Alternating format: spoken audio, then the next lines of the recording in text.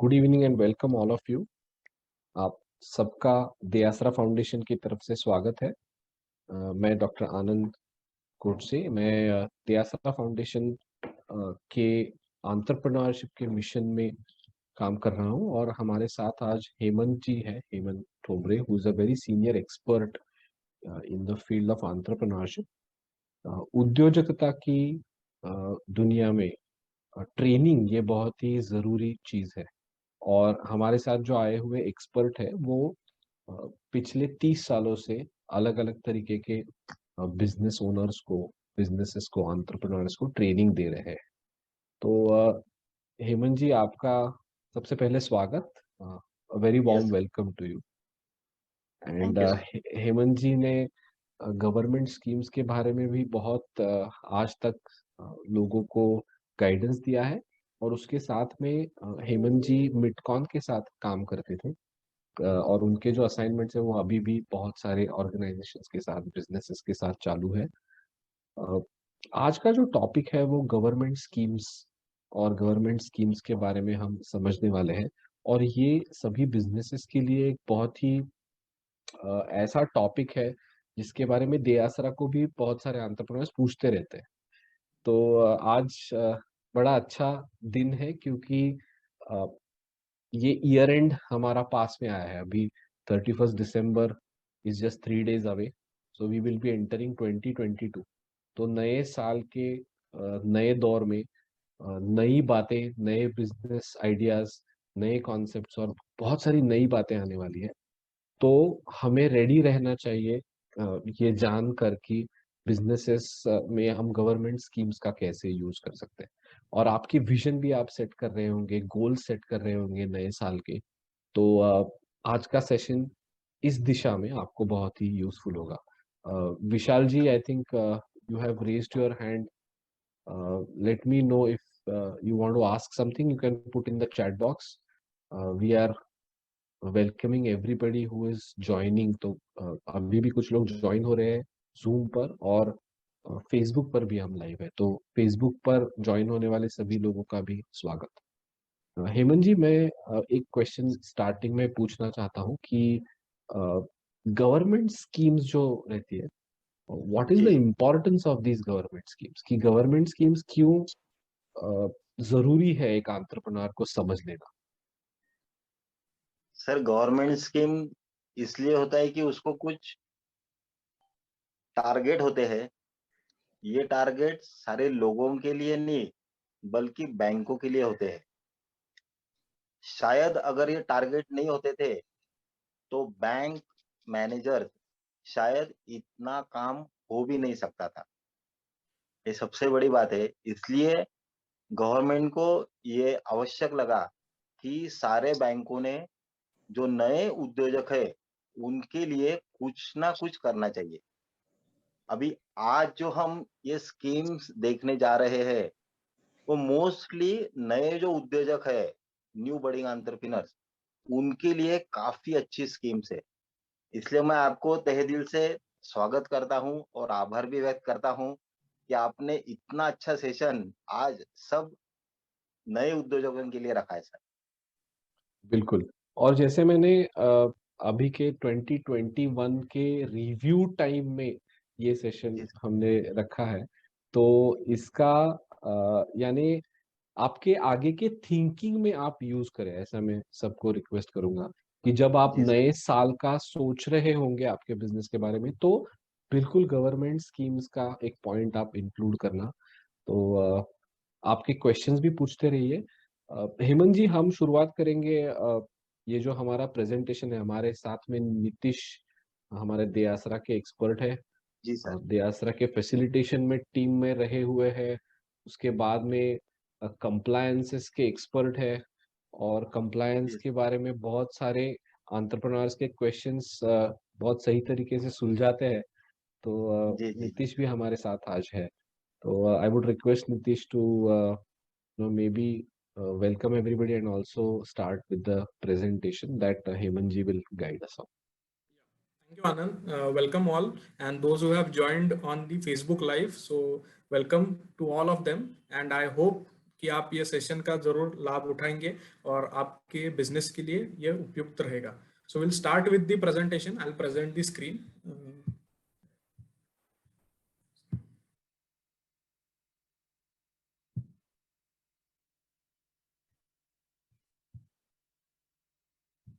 Okay, तो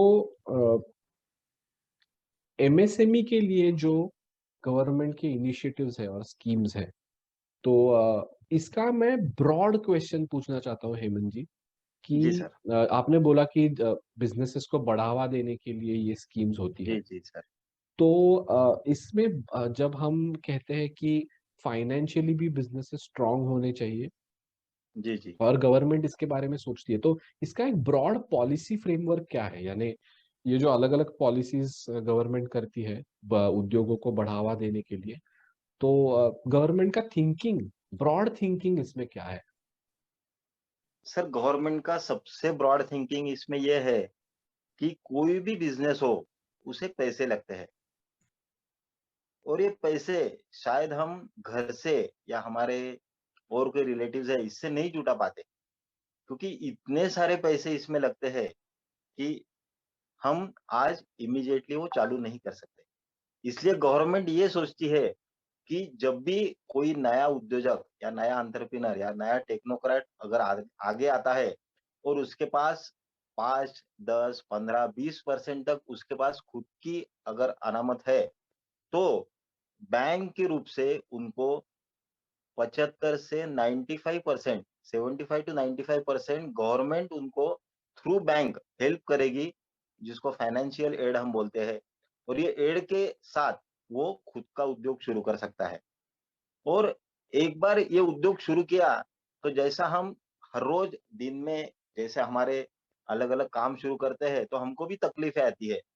तो वैसे भी अगर हमने उद्योग शुरू किया, तो उद्योग में भी हमें तकलीफें आती है। अभी तकलीफें क्या-क्या आ सकती है? तो बहुत सारी आ सकती है।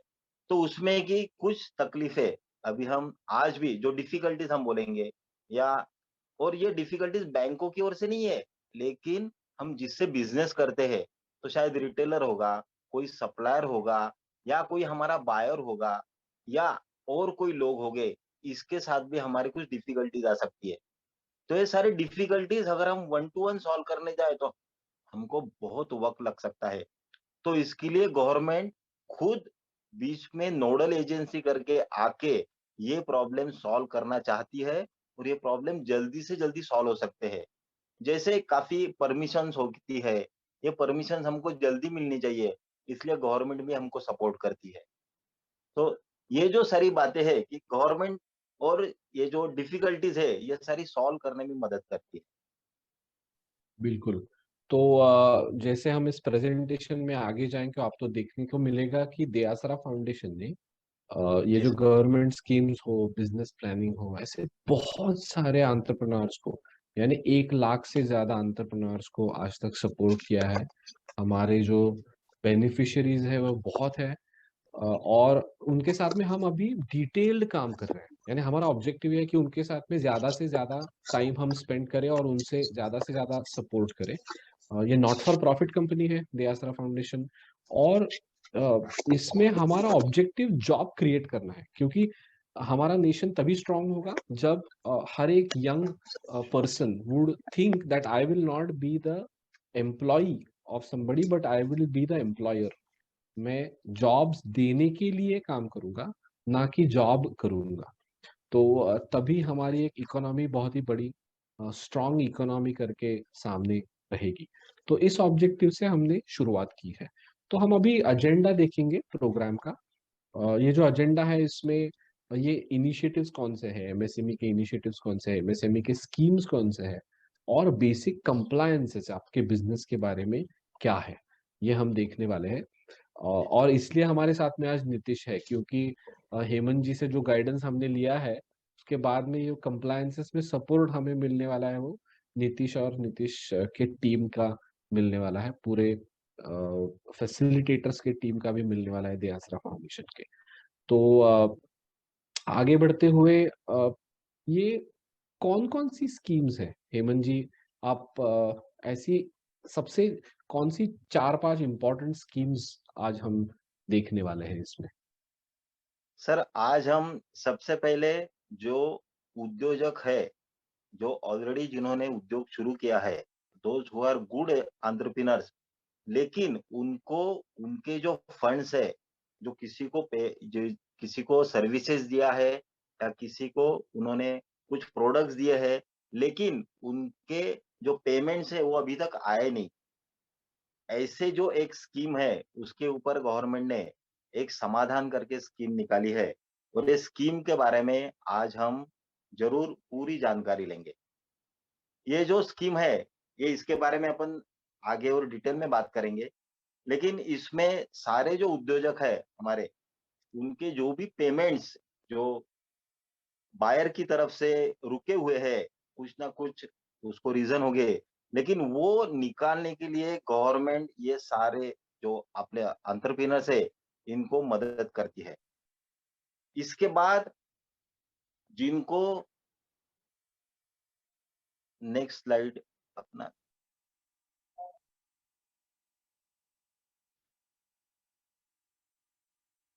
इसके बारे में हम डिटेल अभी जानकारी लेंगे।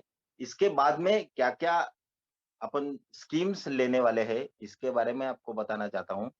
एक तो समाधान स्कीम है, इसके बाद सीडीबी की है टर्म लोन और वर्किंग कैपिटल की स्कीम है, जिसमें जो नए उद्योजक या जो उद्योजकों का अच्छा रेपुटेशन है, जिनको अच्छा प्रॉफिट हो रहे हैं, 2 साल के ऊपर जिन्होंने उद्योग शुरू किया है, ऐसे लोगों के लिए सीडीबी की एक काफ़ी अच्छी स्कीम है, जिसमें उनको 10 करोड़ तक टर्म लोन और वर्किंग कैपिटल मिल सकता है। ये 2 स्कीम होने के बाद तीसरी जो स्कीम है, उसके बारे में हम जानना चाहेंगे कि वो है prime minister employment generation program, जो सबसे ज़्यादा प्रसिद्ध है। जो भी नए टेक्नोक्रेट्स है, ग्रेजुएट्स है, अंडर ग्रेजुएट्स है, और जिनको बिजनेस करना हो, बस इतनी ही आशा है, ऐसे सारों लोगों के लिए ये पंतप्रधान रोजगार योजना है। उसके बाद में जो चौथी स्कीम है, वो है मुद्रा योजना। मुद्रा योजना तो ऐसी है कि शायद आपका एजुकेशन हो या ना हो, लेकिन आपको अगर उद्योग करना चाहते हो और आपको उद्योग करना आता हो, आपकी सिर्फ इच्छा चाहिए, तो हम बैंक और एनबीएफसी की तरफ से मुद्रा के बारे में ये पूरी जानकारी लेंगे कि मुद्रा में भी इनको काफ़ी अच्छा लोन मिल सकता है, शुरुआत में। जो बिल्कुल। शुरू जी सर, ऐसी कुछ स्कीम बहुत अच्छा। तो नहीं, मैं हेमंत जी सिर्फ एक पॉइंट ऐड करने वाला था। आप मुद्रा लोन के बारे में बोल रहे, तो हमारे एंटरप्रेन्योर्स मुद्रा लोन के बारे में बहुत सारा पूछते हैं, तो हम डिटेल्स हर एक स्कीम का बाद में देखेंगे। जी सर, सिडबी की स्कीम है, उसके बाद पहली समाधान नाम की स्कीम है, तो तीनों चारों स्कीम्स के बारे में देखेंगे। लेकिन जी सर, एक पॉइंट ऐसा है कि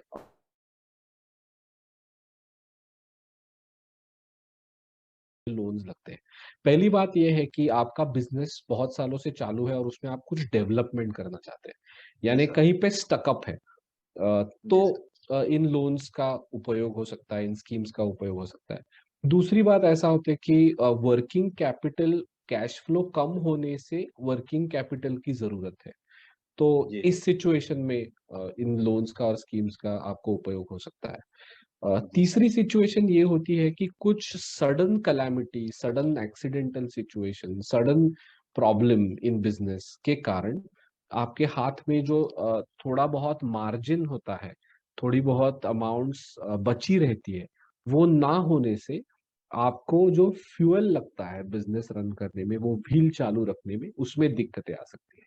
और जी सर, ये बात आज 2021 में बहुत बिजनेसेस ने एक्सपीरियंस की है कि जी सर, क्योंकि कोविड हिट एरियाज में, कोविड हिट बिजनेसेस ने बहुत सारा लॉस सह लिया है, और government is actually ready to support even before COVID in through all of these schemes. तो इस स्कीम्स को हमें नए नजरिए से देखना चाहिए कि इस कोविड के बाद में हम इन स्कीम्स के बारे में कैसे सोचें और कैसे इसमें आगे जाए। तो इसलिए इम्पोर्टेंस ये है कि हाइलाइट्स आप समझ लीजिए, इसकी एलिजिबिलिटी समझ लीजिए, और इसके जो बेनिफिट्स हैं वो कौन से टाइप्स के बिजनेसेस को हो सकते हैं, वो भी हम समझ लेंगे। तो एक जी एक सर, करके हम डिटेल थोड़ा सा एक एक स्कीम के बारे में बोलेंगे। जी सर, प्लीज सर। मैं सबको ये भी बताना चाहता हूँ कि आप इसमें क्वेश्चंस भी पूछिए, क्योंकि एक एंटरप्रेन्योर के क्वेश्चन से शायद और ज्यादा लोगों के मन के क्वेश्चंस और उनके मन की जो यानी कुछ इनक्लैरिटी हो, कुछ डाउट्स हो, वो क्लियर हो पाएगी। तो Hemant ji, let us look at the first scheme which is Samadhan. तो उसका जी सर। नाम भी ये है कि एंटरप्रेन्योर का समाधान हो। और असमाधान यानी डिससेटिस्फैक्शन कहाँ होता है? तो मैंने काम किया है और मुझे पैसे नहीं मिले हैं। और जी सर। ये बात मैंने कौन कौन से टाइप के बिजनेसेस से सुनी है, मैं आपको बताता हूँ। वीडियोग्राफर्स होते हैं जो प्रोजेक्ट्स करवाते हैं और बहुत मेहनत से एक बड़ी बड़ी फिल्म बनाते हैं। उनके कहीं पे पेमेंट स्टकअप होते हैं। कहीं माल खरीदा हुआ हो और सब प्रोडक्शन किया, सब सब बातें की, तो उसके बाद में सेलिंग भी किया, लेकिन क्योंकि नॉन पेमेंट हुआ, इसके कारण मैं मेरे वेंडर्स को पे नहीं कर पा रहा हूँ। तो ये फूड बिजनेसेस में होता है। ये यानी ब्यूटी और बाकी बिजनेसेस में, यानी हमारे जो क्लोथिंग टाइप के बिजनेसेस है, जहाँ पे उसकी जो चेन है, यानी कहाँ से हम मैन्युफैक्चरिंग करें और कहाँ सेल करें, सेल करके पैसे आ जाए। तो सेल होने के बाद जब पैसे नहीं आते हैं, तो बहुत सारा डिससेटिस्फैक्शन होता है। इसलिए समाधान स्कीम के जो हाइलाइट्स है, हेमंत जी, हम आपसे सुनना चाहते हैं कि ये हाइलाइट्स, एलिजिबिलिटी और बेनिफिट्स क्या है इसके। जी सर। ये जो समाधान स्कीम है, ये समाधान स्कीम गवर्नमेंट ने एमएसएमई के माध्यम से लॉन्च की है। एमएसएमई यानी क्या? पहले हमको ये देखना चाहिए कि micro small and medium enterprises, ये गवर्नमेंट की अथॉरिटी है। और ये अथॉरिटी के थ्रू, इन्होंने नोडल एजेंसी के थ्रू ये स्कीम लॉन्च की है।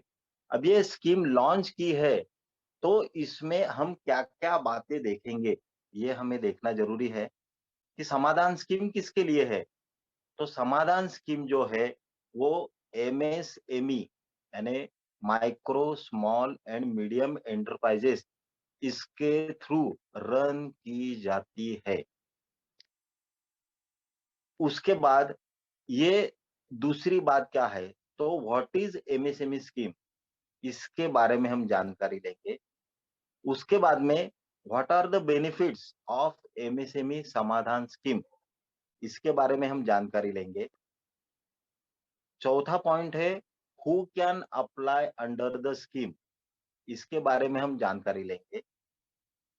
अभी हम देखेंगे पहला पॉइंट कि व्हाट आर एमएसएमई, एमएसएमई क्या है। तो micro small and medium enterprises, ये जो कैटेगरी है, माइक्रो यूनिट कौन होते हैं? तो जिनका इन्वेस्टमेंट प्लांट एंड मशीनरी और इक्विपमेंट्स में 1 करोड़ तक है और जिनका टर्नओवर 5 करोड़ तक है, ये सारे माइक्रो एंटरप्राइजेस होते हैं। इसके आगे हम चले तो है small unit, small scale industry जिसको हम कहते हैं, जिसका मशीनरी और इक्विपमेंट्स का जो इन्वेस्टमेंट है वो 10 करोड़ तक है और टर्नओवर जो है वो 50 करोड़ तक है। और उसके आगे जो है मीडियम यूनिट यानी मीडियम स्केल इंडस्ट्री, जिसका प्लांट एंड मशीनरी और इक्विपमेंट्स का इन्वेस्टमेंट अजी 50 करोड़ तक है ठीक आहे बाहेर या और जिनका टर्नओवर 250 इथून करोड़ तक है। दरवाजा बनायचा होता का नाही और इसके ऊपर जो है लार्ज इंडस्ट्रीज, जो इन्वेस्टमेंट 50 करोड़ के ऊपर और टर्नओवर 250 करोड़ के ऊपर, ऐसे ये micro small and medium enterprises है। अभी ये जो समाधान स्कीम है, ये किसके लिए है? तो ये जो समाधान स्कीम है, ये माइक्रो एंड स्मॉल एंटरप्राइजेस के लिए है। माइक्रो एंड स्मॉल एंटरप्राइजेस के लिए। अभी ये अभी हमने देखा कि एमएसएमई क्या है। इसके आगे हम देखेंगे कि ये एमएसएमई समाधान स्कीम क्या है। तो ये स्कीम मैं आपको बताना चाहता हूँ कि ministry of MSME has taken an initiative for filing online application by the supplier MSME unit against the buyer of goods or services before the concerned micro and small enterprises facilitation council। सीधी सीधी बात है, ministry of MSME ने 2017 में initiative लेके समाधान scheme launch की। ये समाधान scheme हर state में या यूनियन टेरिटरी में MSEFC के नाम से चलाई जाती है। MSEFC का मतलब micro and small enterprises facilitation council, इसके माध्यम से चलाई जाती है। इसका सबसे महत्वपूर्ण बात है कि ये ऑनलाइन एप्लीकेशन। अगर आपने किसी को सर्विसेज दी हो या कुछ प्रोडक्ट दिया हो और उसके जो पेमेंट है वो आपको ना मिले, तो आपको MSME समाधान स्कीम के माध्यम से पूरी तरह से मदद करती है। इसमें आपको क्या करना है, तो आपको ऑनलाइन एप्लीकेशन फाइल करना है। एक ऐसा फाइल करना है कि अपन आगे देखेंगे। और ये फाइल करने के बाद सारे राज्यों में, यानी आपका जो भी कंसर्न स्टेट है उसमें ये केस फाइल होगा।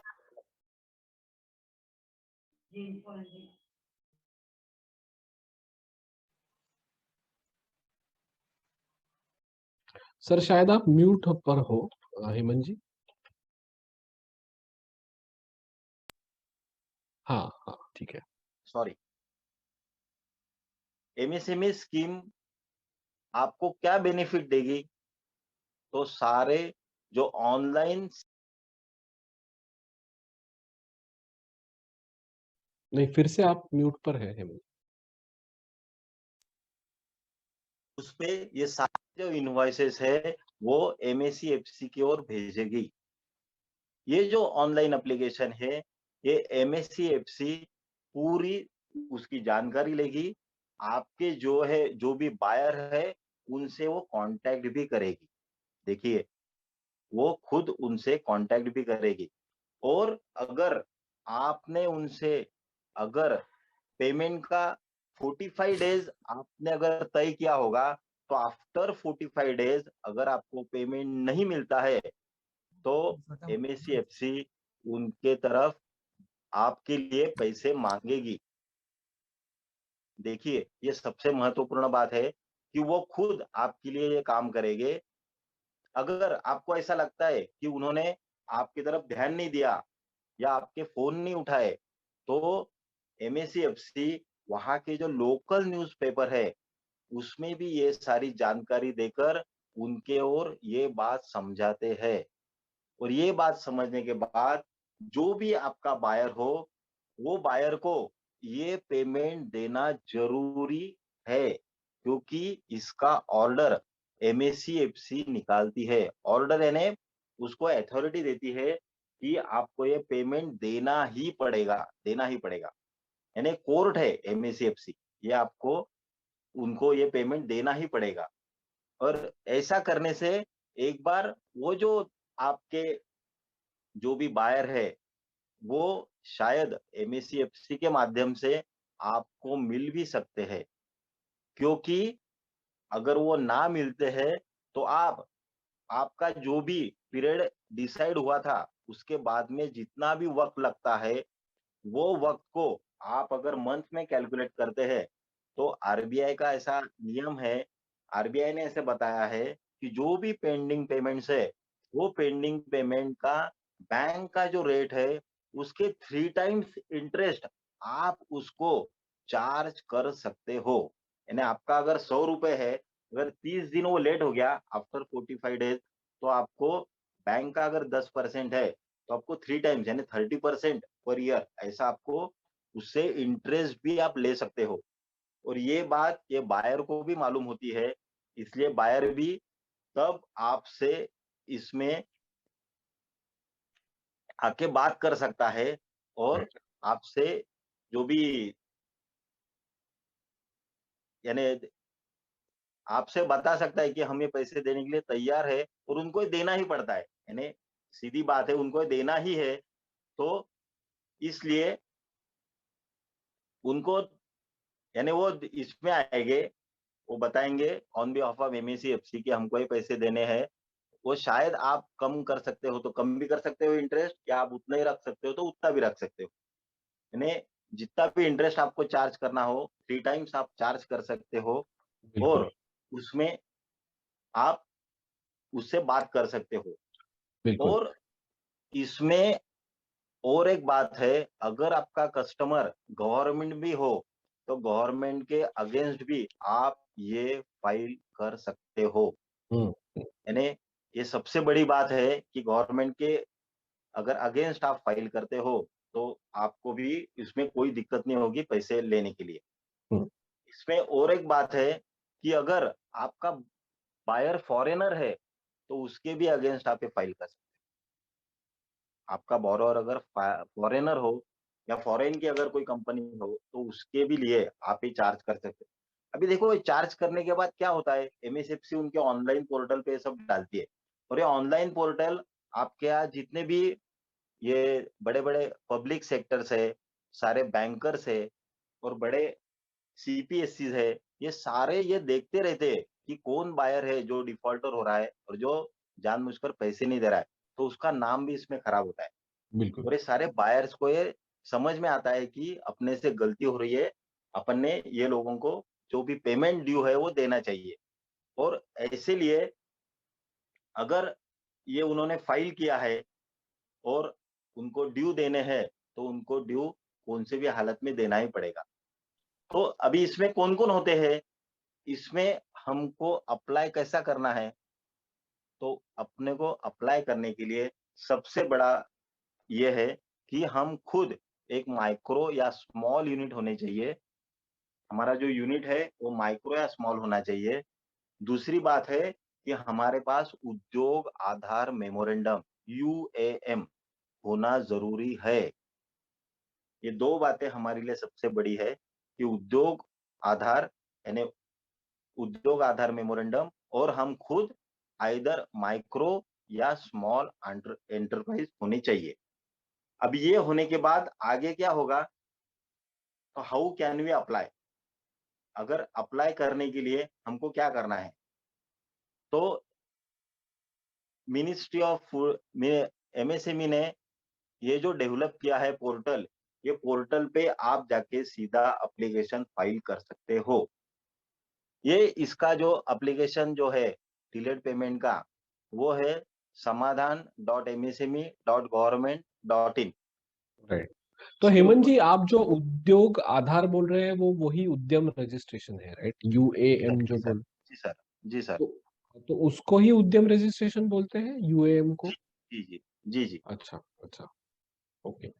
तो सब एंटरप्रेन्योर्स को जल्दी से जल्दी उद्यम रजिस्ट्रेशन करना भी अच्छा रहेगा गोइंग फॉरवर्ड, क्योंकि आप एमएसएमई हो। इसका जो नोटिफिकेशन है वो तभी जनरेट होता है जब आप उद्यम रजिस्ट्रेशन ले लें। तो Sir, sir, can you please repeat the website name? उसका वेबसाइट जो बताई ना आपने अभी समाधान.msme.government.in, उसके पहले https okay sir, thank you. तो /। हाँ, और अगर आपका उद्यमी रजिस्ट्रेशन नहीं है तो वो भी रजिस्ट्रेशन करने के लिए आपको उद्यमी रजिस्ट्रेशन.government.in, इसके ऊपर आप एमएसएमई का उद्योग आधार भी निकाल सकते हो। यानी दोनों जरूरी है बातें, इसलिए मैंने आपको बताई। तो ये दोनों बातें निकालने के बाद 1 पेज एप्लीकेशन है वो आपको फॉरवर्ड करनी है। वो फॉरवर्ड करने के बाद एमएसएमई एमएससीएफसी को फॉरवर्ड करती है, वो उसका केस बनता है। उसी के साथ पैरेलली आपने क्या करना है, तो आपके पास जो भी डॉक्यूमेंट्स है उसकी पीडीएफ फाइल बनानी है, जो आपके पास शायद वर्क ऑर्डर होगा या आपने कुछ इनवॉइसेस बनाए होंगे।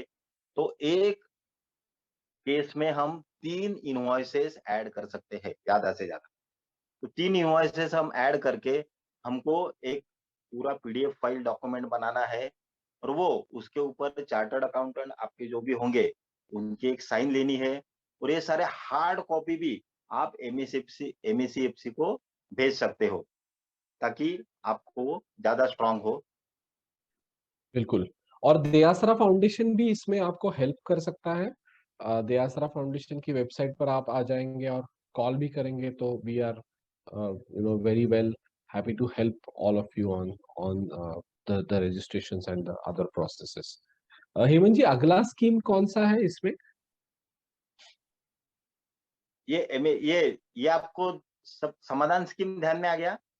हाँ हाँ हाँ हाँ, Yes, sir. बिल्कुल। मेन यही है कि अगर इसमें और एक दो बातें हैं सर, मैं थोड़ा जोड़ना चाहता हूँ हाँ कि अगर जो भी आपका बायर हो, वो बायर को ऐसा लगता है कि मेरे अगेंस्ट जो अभी एमएससीएफसी ने फाइल किया है केस, तो वो मुझे इलिजिबल नहीं है, मैं उसको सहमत नहीं हूँ और मैं ऊपर के कोर्ट में जाना चाहता हूँ, तो ऐसे वक्त उसको अगर ऊपर के कोर्ट में जाना हो, तो उसको सबसे पहले जो भी हमारे सेलर है, हमारे उद्योजक है, इन्होंने जो भी रकम उनसे मांगी है और जो एमएससीएफसी ने तय की है, वो रकम के 75% अमाउंट उसको पहले जमा करनी पड़ती है गवर्नमेंट के पास।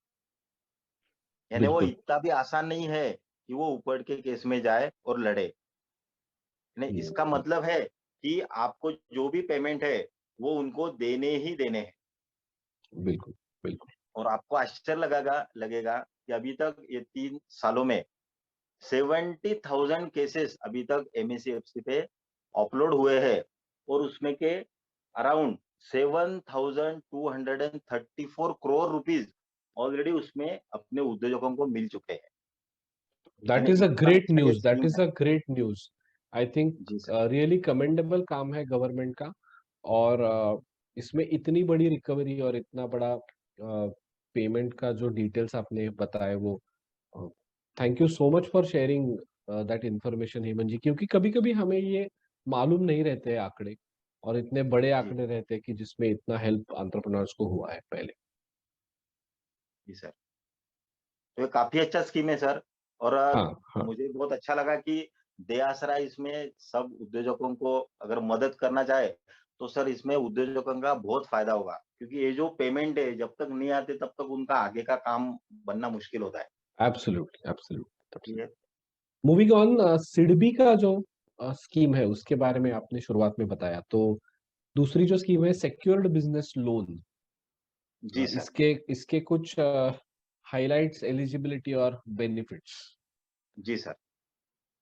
सर ये जो सीडीपी की जो स्कीम है सर, हमने देखा है कि काफी उद्योजक होते हैं कि जिनको एक तो वक्त कम होता है और काम ज्यादा होते हैं, काफी उनके पास प्रपोजल्स होते हैं, काफी उनके पास ऑर्डर्स होते हैं, और ये ऑर्डर्स होने के बाद उनको ऐसा लगता है कि हमको जल्दी से जल्दी कोई बैंक ने मदद करना चाहिए। सर अभी तक अगर हमने देखा जाए हिस्ट्री, तो ऐसा है कि पहले सिर्फ एमएसएफसी करके एक बैंक था, जो एक राज्य में, और हर राज्य में जैसे जीएसएफसी, हर राज्य में ऐसे केटीएफसी, केएमएफसी ऐसे बैंक होते थे। तो ये बैंकों के थ्रू इंडस्ट्रियल लोन दिया जाता था। लेकिन ये जो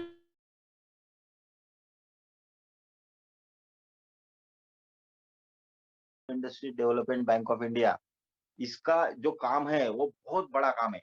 सर अगर हम इनके स्कीम देखेंगे तो इतने सारे स्कीम्स है कि अभी जो हम डिस्कस कर रहे हैं वो सिर्फ एक ही स्कीम है, यानी हार्डली 4-5% ऐसा अगर कहा जाए, तो इतने अलग अलग उनके स्कीम है। मैं सिर्फ कुछ स्कीम मैं आपको बाद में बताऊंगा सब अपने उद्योजकों को, लेकिन अभी हम ये स्कीम के बारे में देखेंगे कि ज्यादा से ज्यादा लोन और कम से कम टाइम, ऐसा कहाँ होता है?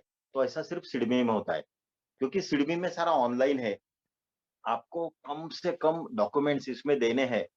यानी ये जो 10 करोड़ का स्कीम है दिखने के लिए बहुत यानी बड़ा फिगर है, लेकिन अगर आपके पास फ्रॉम लास्ट 2 इयर्स अगर आपका नेट प्रॉफिट हो रहा है, आपको अच्छा प्रॉफिट हो रहा है, कैश प्रॉफिट हो रहा है, अगर आप 3 साल से उद्योग करते हो, ज्यादा हो तो बहुत अच्छा, तो लास्ट 3 में से 2 भी साल का आपका नेट प्रॉफिट हो तो आप इसको इलिजिबल है। इसमें आपको यानी इलिजिबिलिटी मैं आपको पहले बताता हूँ। इसमें आपको सिर्फ एक बात देखनी है कि you are not a defaulter, you are not a NPA, you are not coming under SP1 SP2, इसमें आप नहीं आ रहे हो। अगर आप इसमें नहीं आ रहे हो, आपका क्लीन चिट बैंक ने आपको दिया है, तो आपको सीडीबी का ये जो लोन है, इसमें आपको 10 करोड़ तक लोन मिल सकता है। देखिए इसमें आपको और एक बात है कि अगर आपके पास अच्छा कोलेटरल सिक्योरिटी है, अच्छा collateral security, you are getting cash profits for 2 years, और राइट। आपका जो प्रॉफिट है इनकम टैक्स में जो आप दिखाते हो आईटी में, वो आप दिखा रहे हो, तो you are eligible for this scheme. इन अच्छा। This scheme you are suppose to get loan for your additional project, यानी एडिशनल प्रोजेक्ट में आपको लैंड लेनी हो, आपको बिल्डिंग बनानी हो, आपको मशीनरी खरीदनी हो, और आपको वर्किंग कैपिटल लगता हो। देखिए एक ऐसी बैंक है कि जो दोनों आपको एक साथ देता है और इमीडिएट देता है, यानी काफी फास्ट इनका काम है, और 10 लाख तक इनको लोन देने के लिए इनके पास फंड्स है। तो फंड्स का कोई प्रॉब्लम नहीं है, सिर्फ बात एक ही है कि अच्छा उद्योजक, गुड एंटरप्रेन्योर दे नीड, और उसके लिए सिर्फ उन्होंने 3 ही ये रखी है कि आपके पास कॉम्पिटेंट और अच्छा कोलेटरल सिक्योरिटी होना जरूरी है, और आप डिफॉल्टर ना हो, और आपका प्रॉफिट हो आईटी में लास्ट 2 ईयर से। बस ये अगर कंडीशंस आप फुलफिल करते हो, तो आपको सिडबी जैसा और दूसरा कोई भी बैंक नहीं, क्योंकि सिडबी का जो रेट ऑफ इंटरेस्ट है वो भी पीएलआर के इंटरेस्ट रेट से लिंक हुआ है, और आपका जो रीपेमेंट है बाकी सारे बैंक आपसे 5 साल में रीपेमेंट कर लेती है या 7 साल में देती है, लेकिन सिडबी जो बैंक है वो आपको 10 साल तक रीपेमेंट के लिए अलाउ करती है। तो इसमें आप अगर नया प्रोजेक्ट है, बड़ा प्रोजेक्ट है, you can take 2 years moratorium, आप ले सकते हो। तो 2 साल में आपको बहुत सारी बातें आपको अच्छी, और ये फंड्स भी आपको यूटिलाइज करने के लिए मिलते हैं, और 2 राइट। साल के बाद फिर आप आपका जो अगले 8 साल आपका रीपेमेंट आपको कर सकते हो। इसमें जो ले ये है लोन है वो भी रिटर्न डाउन वैल्यू मेथड के हिसाब से आपका ये कम होते जाता है, इसलिए वो भी अच्छा स्कीम है। और इसमें आपको 10 लाख तक अच्छे से अच्छा बैंक जो है वो सिर्फ सिडबी है। आपके अच्छे प्रपोजल्स हो, आपको एक्सपेंशन करना हो, आपको क्लासिफिकेशन करना हो, या आपके नए प्रोजेक्ट्स के लिए आपको ज्यादा वर्किंग कैपिटल लगता हो, तो आप सीडबी के अंदर 10 करोड़ तक एप्लीकेशन कर सकते हो। ऐसा ये स्कीम है, और जो एग्जिस्टिंग एंटरप्रेन्योर्स है उनके लिए ये जबरदस्त स्कीम है, बहुत अच्छा योजना है।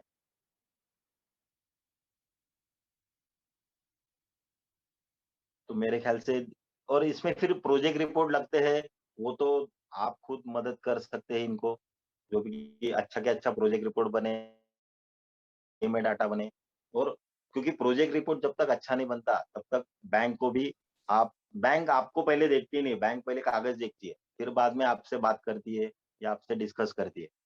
लेकिन ये जो प्रपोजल्स बनाने हैं, इसमें भी काफी अच्छी सहायता, काफी अच्छे अपने एक्सपीरियंस लोग चाहिए कि जो अच्छा से अच्छा आपका प्रपोजल बना सके। तो ऐसा है स्कीम है सर, बहुत अच्छा स्कीम है, और एग्जिस्टिंग एंटरप्रेन्योर्स के लिए जबरदस्त है, यानी सिडबी जैसा और कोई बैंक, बैंकों का बैंक है ऐसा कहा तो भी जाए। और इसमें आप इंडिविजुअल्स है, प्रोप्राइटर, पार्टनरशिप, प्राइवेट लिमिटेड, जो भी आपके ये कॉन्स्टिट्यूशन होगा वो उसके लिए एप्लीकेबल है, नो प्रॉब्लम। जी बिल्कुल सर, बहुत बहुत अच्छी जानकारी दी आपने। तो अभी आगे बढ़ते हैं सर। ये जो हमें बहुत से ऐसे प्रश्न आ रहे थे एंटरप्रेन्योर्स की ओर से कि आगे जी की जो स्कीम है, ये जो स्कीम अभी है पीएमईजीपी, इसके बारे में जी। बहुत से लोगों की ओर से हमें क्वेश्चंस आए थे, प्रश्न आए थे। तो ओके। ये जी पीएमईजीपी जो स्कीम है, इसके बारे में आपसे विस्तार में जानना चाहेंगे कि इसकी क्या जी एलिजिबिलिटी है, क्या लाभ है इसके उद्योजकों के लिए। तो ये आप आपसे जानना चाहेंगे सर पीएमईजीपी के जी बारे सर। देखो पीएमईजीपी ये जो स्कीम है, ये गवर्नमेंट ने 2008 से शुरुआत की है। ये scheme KVIC, khadi village industries corporation, इनके माध्यम से चलाई जाती है। ये स्कीम हर जिले में पूरे इंडिया में KVIB और DIC, डिस्ट्रिक्ट इंडस्ट्री सेंटर, इसके थ्रू रन होती है।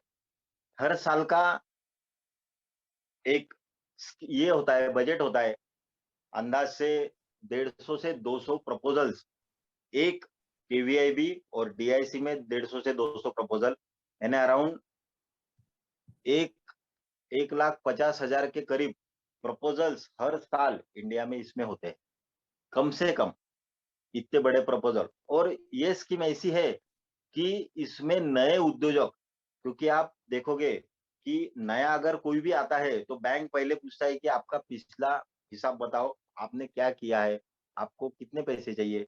और अगर हम कह दे कि हमको 10 लाख चाहिए, 25 लाख चाहिए, तो कोई भी बैंक हमको देने के लिए राजी नहीं होता। लेकिन जो प्रश्न पहले सर ने पूछा था, गोडसे सर ने, कि बैंक इसका इम्पोर्टेंस क्या है, तो इसका इम्पोर्टेंस यही है कि बैंक को टारगेट दिया जाता है कि आपको कम से कम इतने प्रपोजल करने ही है। इसलिए बैंक को हर साल उतने प्रपोजल करने ही पड़ते हैं, क्योंकि जो DPDC मीटिंग होता है कलेक्टर में, तो कलेक्टर, LDM, सारे बैंकों के कोऑर्डिनेटर जब बैठते हैं, तब सारे बैंकों के पूछा जाता है कि PMEGP में आपका टारगेट कितना था, आपने कितने लोगों को अब तक इसमें लोन दिया है, कितने लोगों को सैंक्शन किया है। तो ये उनको मैंडेटरी है कि उनको हर साल कुछ नए उद्योजकों को PMEGP के अंतर्गत लोन देना ही है। और ये लोन कितना है, तो PMEGP में जो लोन है वो 25 लाख रुपए तक है। अभी PMEGP लोन किस किस को देता है, ये अपन विस्तृत प्रमाण से जानकारी लेंगे। तो पहले हमको एक तो रूरल और अर्बन, ये दोनों के लिए पैकेज स्कीम ऑफ सब्सिडी रखी है, दोनों के लिए। अभी कितनी रखी है उसके हम बारे में जानकारी लेंगे आगे। के बाद इसमें आपको एक EDP training, entrepreneurship development program, आपके राज्य में जो भी नॉन रजिस्टर्ड या रिकॉग्नाइज्ड एजेंसीज होगी, उसके द्वारा आपको ये EDP ट्रेनिंग लेना जरूरी है। और ये लेने के बाद फिर आपको सबसे पहले क्या क्या चाहिए, तो सबसे पहले आपको बिजनेस आइडिया चाहिए। ये बिजनेस आइडिया क्या चाहिए, तो आप PMEGP के अंतर्गत सर्विस इंडस्ट्री या मैन्युफैक्चरिंग इंडस्ट्री के लिए एप्लीकेशन कर सकते हो। ये दो बातें ऐसी है, सर्विस इंडस्ट्री या मैन्युफैक्चरिंग। अगर आपको सर्विस इंडस्ट्री में करना हो तो आपको 10 लाख रुपए तक का लोन बैंक आपको दे सकती है, 10 लाख रुपए तक। और अगर आपका मैन्युफैक्चरिंग होगा तो आपको 25 लाख रुपए तक लोन बैंक आपको दे सकती है। अभी इसमें कौन शामिल हो सकता है, तो इसमें आपका अगर उम्र 18 के ऊपर हो और 45 के अंदर हो, अंडर 45, तो आपको PMEGP के अंदर आप इलिजिबल कैंडिडेट हो। अगर आप 8वीं कक्षा के अंदर, यानी 7वीं, 6वीं, 5वीं तक पढ़े हो, तो आपको कम लोन मिलेगा, 5 लाख तक की लोन मिलेगा, 5 लाख। और आपका बिजनेस हो, इंडस्ट्री, तो 10 लाख तक। लेकिन आपको अगर ज्यादा लोन चाहिए हो तो आपको 8th स्टैंडर्ड के ऊपर आपकी एजुकेशन होना जरूरी है। और 8th स्टैंडर्ड के ऊपर अगर आपका एजुकेशन होगा तो आपको सर्विस इंडस्ट्री के लिए 10 लाख रुपए और मैन्युफैक्चरिंग के लिए 25 लाख रुपए आपको मिल सकते हैं। अभी इसमें आपको लोन कौन सी बैंक देती है, तो पूरे इंडिया में ऑल जो भी गवर्नमेंट के जो पब्लिक सेक्टर कंपनी है, बैंक है, वो सारे आपको लोन देगी। उसके अलावा जो जो KVIC ने अप्रूव किए हैं ऐसे कोऑपरेटिव बैंक्स, प्राइवेट बैंक्स, इनके थ्रू भी आपको PMEGP के अंदर लोन मिल सकता है। जैसे कोटक महिंद्रा हो गया, HDFC हो गई, ICICI हो गई, एक्सिस हो गई, यस बैंक हो गई, ऐसे सारे बैंक, या SVC हो गई, जैसे पुणे में शामराव विठल, ऐसे जो भी बैंकों ने एप्लीकेशन किया गवर्नमेंट की तरफ, KVIC नोडल एजेंसी है, उन्होंने अगर अप्रूव किया कि यस ये बैंक के थ्रू भी हम ये स्कीम चलाएंगे, तो वो बैंक को भी ये स्कीम चलाने के लिए अलाउड किया जाता है। अभी इसमें दो प्रकार होते हैं, एक है रूरल और एक है अर्बन। अभी आप रूरल में कोई भी प्रपोजल बनाते हो तो आपको सब्सिडी जो है वो ज्यादा मिलने वाली है। कितनी? तो 10% ज्यादा। किससे? तो अर्बन से। देखिए इसमें फिर again there are two categories, एक है जनरल कैटेगरी और एक है स्पेशल कैटेगरी। जनरल कैटेगरी का मतलब है जो ओपन कास्ट और जेंट्स है, ओपन कास्ट और gents, it is a general category. एक ही कैटेगरी है, मेल और ओपन क्लास, ये एक कैटेगरी है। और बाकी सारे जो है वो स्पेशल कैटेगरी है। तो सारे यानी कौन? हैंडीकैप है, एससी है, एसटी है, ओबीसी है, वुमेन है, ये सारे जो आते हैं वो स्पेशल कैटेगरी में आते हैं। तो जो स्पेशल कैटेगरी में आते हैं उनको 10% सब्सिडी ज्यादा मिलती है। अगर हमने अर्बन में प्रपोजल करते हैं, जनरल के लिए प्रपोजल करते हैं, तो हमको 15% सब्सिडी मिलेगी। सब्सिडी कितनी मिलती है? आपका जो प्रोजेक्ट कॉस्ट है उसके 15%, 15। और वही प्रपोजल अगर ये जनरल कैटेगरी ने रूरल में डाला, रूरल रूरल क्या होता है कि जिसकी पॉपुलेशन विलेज की 20,000 के अंदर हो, उसको हम रूरल प्रपोजल बोलते हैं। तो अगर यही जनरल कैटेगरी अगर रूरल में काम करता है तो उसको 10% ज्यादा सब्सिडी मिलेगी, यानी 25%। और यही सेम जो रूल है वो स्पेशल कैटेगरी अगर सिटी में काम करती है अर्बन में तो उनको 10% ज्यादा यानी 25% मिलेगी। और यही अगर रूरल में काम करोगे तो इनको 35% ऑफ देयर प्रोजेक्ट कॉस्ट ऐसी सब्सिडी मिलेगी। देखिए इतनी बड़ी सब्सिडी आज तक किसी ने दी नहीं है। और ये जो सब्सिडी ये कैश है और ये लिंक्ड है। आपके जो क्रेडिट लिंक जो है, आपको जो क्रेडिट मिलते से आपको ये सब्सिडी मिलने वाली है इमीडिएट। ये इसको टाइम नहीं लगेगा, 2 साल 3 साल ऐसा कुछ, इमीडिएट आपको लिंक हो जाएगी। अभी इसमें आपका इन्वेस्टमेंट कितना है?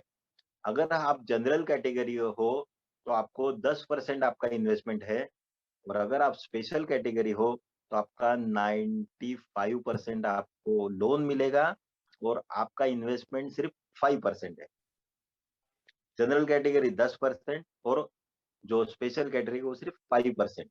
और बाकी सारा आपको लोन मिलने वाला है, सारा 95% या 90%। सर अभी इसमें इसमें एक क्वेश्चन है, पूछूं? जी जी इसमें अभी आप बोल रहे हैं कि जो सब्सिडी मिलेगी, is it on principal amount और it will be like for project cost? Project project project cost. Cost, so in उसमें दैट आप केस, 5-10% ऐड हो गए। okay, is in that case, if I go for say urban area, my subsidy is 15%, right? ये And my general investment say category in 10%. So जी 25% will be total contribution for from my side as well as subsidy. 75% will be the loan amount, right? नहीं, इसमें ये subsidy कैसे count करते हैं मैं आपको बताता हूँ। अगर आपने 10% डाले हैं तो 90% आपको लोन मिलने वाला है। Okay. 90% लोन मिला आपको, 15% सब्सिडी है। वो Mm-hmm. आपकी बैंक में लॉक रहेगी 3 साल तक। Okay. Mm-hmm. सारों की Right. पीएमजीपी में अगर आप एप्लीकेशन करते हो तो बराबर. आपको जो सब्सिडी है हाँ. वो 3 साल के लिए बैंक में लॉक रहेगी, एफडी करके Okay. रहेगी, Okay. जिसके ऊपर आपको इंटरेस्ट नहीं मिलेगा। Mm-hmm. लेकिन जो अमाउंट है वो अमाउंट पर आपको इधर जो आप टर्म लोन लेते हो वो टर्म लोन पे आपको भी इंटरेस्ट नहीं लगेगा। नहीं लगेगा. Okay. नहीं लगेगा यानी देखो Okay. उसमें आपका फायदा है हाँ. क्योंकि आपको इंटरेस्ट उधर मिलता है कम और इधर बराबर. लगता है ज्यादा। Right. Okay. तो इधर और इसमें आपको वो इंटरेस्ट रेट जनरली कितना रहता है इसमें? 9.5 to 11.5, इट डिपेंड्स। अगर Okay. प्राइवेट बैंक रही तो शायद वो 12% थोड़ा की ज्यादा रहेगी। रहेगा. Okay. जी ठीक है. Okay. तो ये अगर आपने प्रपोजल ऑनलाइन सबमिट किया है, ऑनलाइन प्रपोजल सबमिट करने के बाद उसके साथ आपको 5 डॉक्यूमेंट सिर्फ लगाने हैं। ये 5 डॉक्यूमेंट आप लगाते हो, ऑनलाइन आप डॉक्यूमेंट सबमिट करते हो। डॉक्यूमेंट सबमिट होने के बाद मंथली मीटिंग होती है कलेक्टर के यहाँ, मंथली मीटिंग जिसको टास्क फोर्स कमेटी बोलते हैं, टीएफसी। तो ये मीटिंग में आपका प्रपोजल डीआईसी के थ्रू वहां जाता है या केवीआईबी के थ्रू आ जाता है। वहां वो प्रपोजल आपको कभी बुलाया नहीं जाता इंटरव्यू के लिए। अगर स्पेशल उनको कुछ लगा तो ही वो आपको बुला सकते हैं, लेकिन आज तक तो किसको बुलाया नहीं है, बुलाते नहीं है किसको कि आप इंटरव्यू को लाओ, आपका प्रोजेक्ट क्या है, ये क्या है, वैसा कुछ नहीं पूछे। They will not ask anything. लेकिन ये प्रपोजल कलेक्टर साहब ने साइन करने के बाद ये वापस डीआईसी में जाएगा।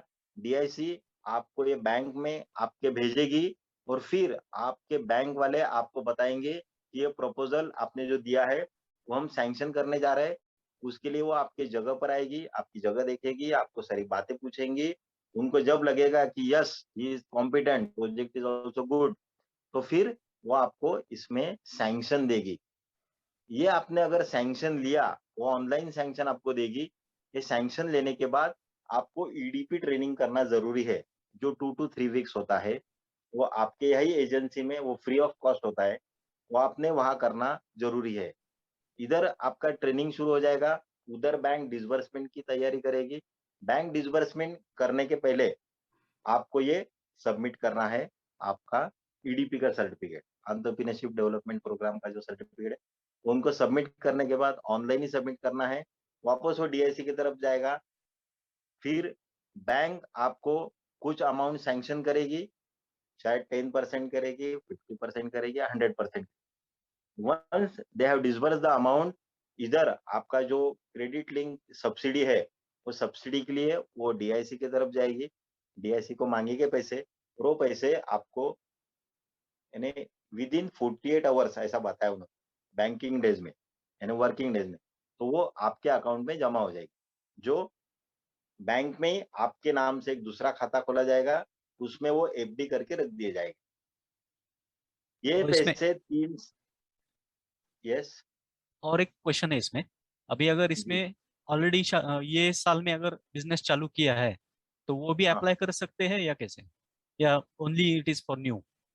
ये जो ये नया प्रोजेक्ट है, this is for new project. Okay. तो देखो आप पुराने हो गए, बिजनेस तो नया है, हम्म। You can apply for it, okay. नहीं, क्योंकि है अभी ना। ऑलरेडी रजिस्ट्रेशन करके 6-8 महीने हो गए यस, बिजनेस चालू करके, फिर भी अप्लाई कर सकते हैं। बिल्कुल अप्लाई करो, डोंट वरी, कोई ओके प्रॉब्लम सर। नहीं, यू कैन अप्लाई। या थैंक यू।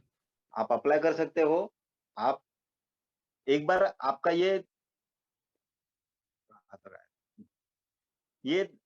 बैंक आपके ये रुपीज जो है एफडी, ये एफडी आपके तरफ रखते हैं, उनके तरफ रखते हैं। 3 साल बाद ये आपको दिए जाते हैं, लेकिन 3 साल में आपको एक ही करना है कि आपका प्रोजेक्ट एनपीए नहीं होने देना है।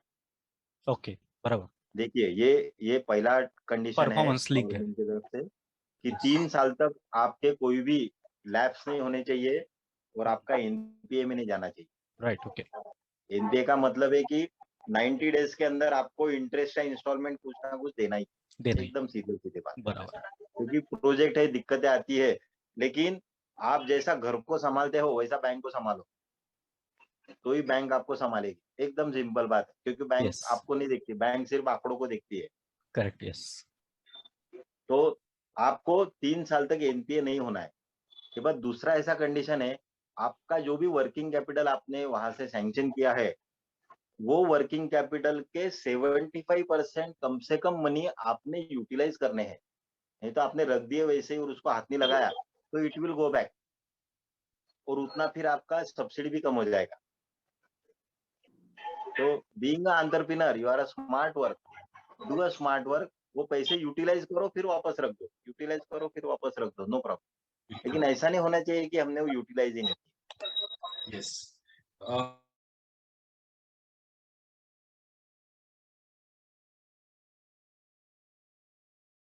आने वाले हेमंत जी, तो उसकी तरफ आगे जाए, मुद्रा लोन की तरफ। तो जी सर। एक ही क्वेश्चन पूछूं सर?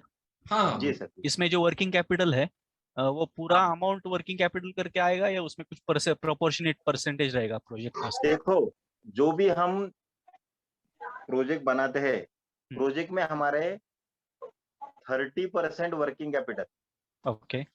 50% मशीनरी, हम्म। 20% बिल्डिंग और उसके अलाइड, ओके। ऐसे एक्सपेंसेस एक्सपेक्टेड है। 50%।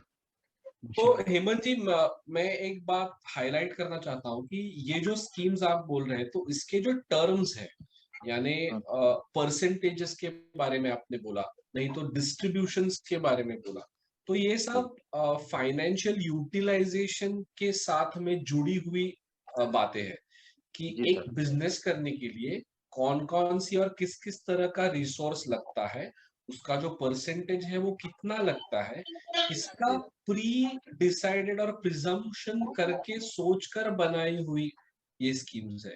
तो जी मुझे ऐसा लगता है कि बिजनेसमैन को जो दिक्कतें आती है वो सोचकर ही ये स्कीम्स बनाई गई है, और यस इसका यूटिलाइजेशन अगर हम अच्छी तरीके से करें तो मुझे ऐसा लगता है कि बहुत बेनिफिट्स आगे जाके बढ़ेंगे। Yes sir. Yes sir. मुद्रा यानी micro units development and refinance agency scheme जो है, ये जी बहुत फेमस हुई है इसलिए कि इसमें स्मॉल साइज लोन्स भी अवेलेबल है, जी जी और इसका small size loan collateral free करके करेक्ट। है। तो ये इसका हाईलाइट है, तो इसके बारे में थोड़ी और जानकारी हमें आप देंगे हेमंत जी? जी सर।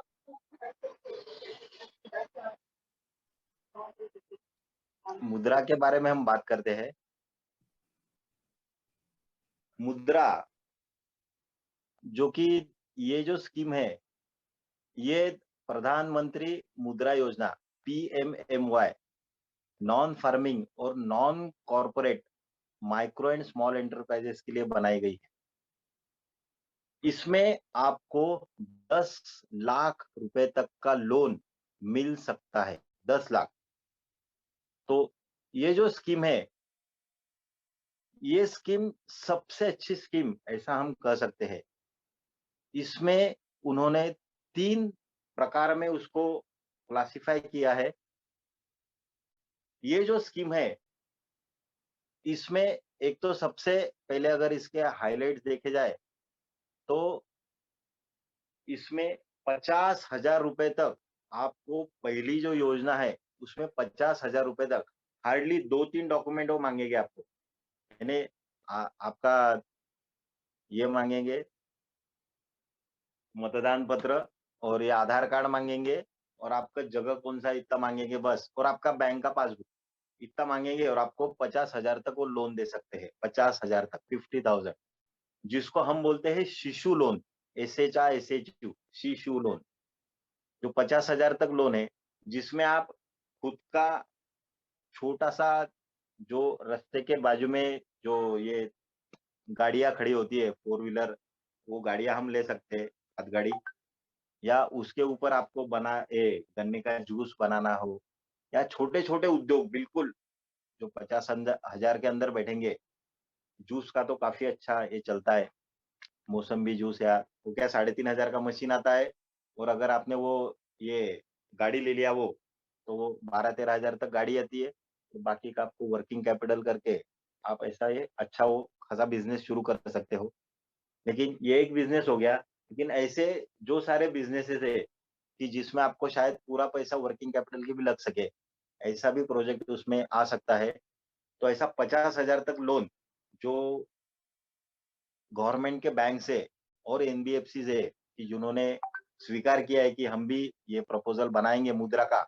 सारे नहीं है, लेकिन कुछ बैंक है प्राइवेट, जिन्होंने खुद ही ओके ये मुद्रा लोन में प्रपोजल देने शुरू किए हैं।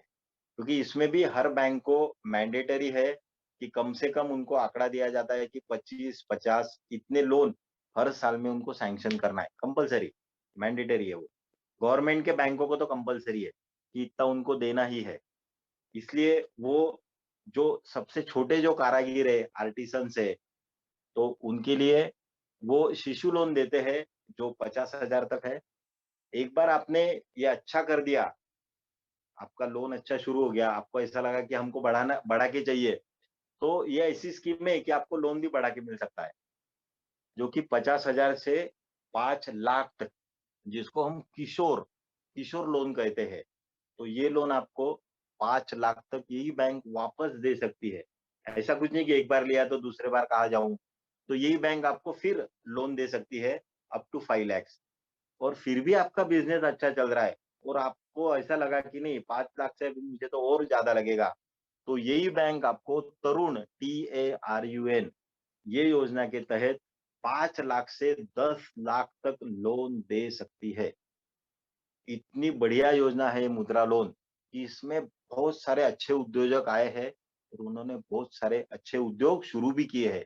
और उद्योग जो कि हम बोलते हैं सैलरी में हमको प्लस होता है, ये साल अगले साल उसमें प्लस हुआ 10%, 20%, कुछ ना कुछ हमारा सैलरी बढ़ता है। लेकिन बिजनेस में क्या होता है, मल्टीप्लाई होता है, 2 गुना, 3 गुना, 4 गुना ऐसा बिजनेस बढ़ते जाता है। तो बिजनेस में जो है काफ़ी अच्छी तरक्की हो सकती है। इसलिए जो मुद्रा लोन है कि जिसका बैकग्राउंड कुछ भी नहीं है, लेकिन उसको उद्योग शुरू करना चाहता हो और उसके बिल्कुल। पास उद्योग आधार कार्ड हो और एक ये अपना बैंक पासबुक हो और उसके जो उद्योग की जानकारी उसके बाद थोड़ी-सी भी हो, तो ये उद्योग शुरू कर सकता है। उसमें प्रोसेसिंग फी जो सिर्फ 5 लाख से 10 लाख तक जो प्रोजेक्ट है, उसके लिए सिर्फ बैंक 5.5% सिर्फ प्रोसेसिंग फी लेती है। बाकी अप टू 5 लैक्स आपको कोई भी प्रोसेसिंग फी देने की ज़रूरत नहीं है और ये जो मुद्रा लोन है, ये नए को भी मिल सकता है और एक्जिस्टिंग जिसका उद्योग शुरू है, उसको भी मिल सकता है। और इसका जो रीपेमेंट है, वो 3 से 5 साल तक इसका रीपेमेंट है। और इसको जो इंटरेस्ट रेट है, वो इंटरेस्ट रेट सबसे कम है। मुद्रा के लिए 9% के लगभग आपको इंटरेस्ट रेट लगेगा, 9%, 8.5 ही लगना चाहिए। और अगर आप स्पेशल कैटेगरी में हो, SC या ST, तो आपको या वुमन हो, तो उसमें भी आपको इंटरेस्ट रेट बैंक 1.5 से 2% कम कर सकती है, इसमें भी। यानी इतनी अच्छी योजना और दूसरी कोई भी नहीं है पूरे इंडिया में। बहुत बढ़िया योजना है। बिल्कुल। हेमंत जी, हमारे एंटरप्रेन्योर्स में बहुत टाइप्स के एंटरप्रेन्योर्स हमने एक्सपीरियंस किए हैं जो लोन्स और बिजनेसेस के बारे में हमें पूछते रहते हैं। इसमें सेमी अर्बन, रूरल, अर्बन में भी बहुत छोटे बिजनेसेस, आजकल यंगस्टर्स भी छोटे छोटे बिजनेसेस के एक्सपेरिमेंट्स करते हैं। तो मुझे लगता है कि ये बहुत ही अच्छा मोटिवेशन है, जी सर। क्योंकि इतनी छोटी अमाउंट है ऐसा लगता है, लेकिन जब वो बिजनेस के लिए जरूरी होती है तब वो अवेलेबल नहीं होती है। तो इसका अपॉर्चुनिटी कॉस्ट बहुत बड़ा है। ये अमाउंट्स दिखेगी 50,000, 1 लाख, 5 लाख, लेकिन इसका अपॉर्चुनिटी कॉस्ट बहुत ही बड़ा है। इसलिए मुझे इसका अमाउंट छोटे होते हुए भी इम्पोर्टेंस बड़ा ऐसा लग रहा है। जी सर। और ये BPL जो है, उनके लिए ये योजना अच्छी है। उनके लिए भी मुद्रा में काफ़ी अच्छा बैंक सहयोग करती है। तो जिनको भी बिज़नेस शुरू करना हो, उन्होंने शुरुआत मुद्रा से करना है। उसके आगे पहले 50,000, 5 लाख, 10 लाख तक और उसके आगे फिर उन्होंने अगर PMEGP में अगर क्लेम करते हैं, तो उनको अच्छा खासा बैंक सपोर्ट करेगी। Great. So I also invite everybody to ask questions if there are any. Hemant ji, आगे बढ़ सकते हैं? जी सर सर, एक जी एक प्लीज़। क्वेश्चन पूछूं? हाँ, जी, बोलिए। Is it applicable for only for proprietor or it can be like for LLPs as well? नहीं, LLP के लिए ये मुद्रा योजना तो किसी के लिए भी है ना। Existing Okay. जो यूनिट्स है उनके लिए भी ये चल सकती है। Okay. लेकिन इंडिविजुअल्स के लिए ज़्यादा अच्छी है, इंडिविजुअल्स। LLP तो Right. काफ़ी कंपनी बड़ी हो गई, तो उसके लिए हम्म, फिर आप CMEGP में जाओ या Okay. PMEGP में जाओ। अच्छा. PMEGP में भी इंडिविजुअली है, हम्म, इंडिविजुअली है उसमें भी। Okay. LLP के लिए नहीं है वो। ओके। तो सर मुझे एक क्वेश्चन पूछना है एक्चुअली। हाँ, जी, बोलिए। जी।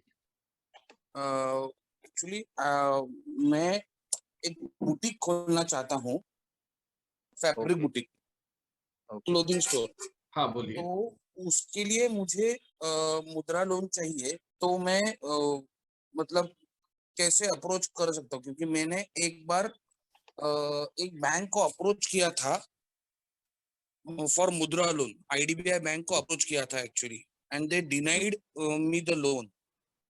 ओके। ओके, अच्छा, तो आपको मुद्रा मुद्रा में आपको लोन चाहिए, बराबर है?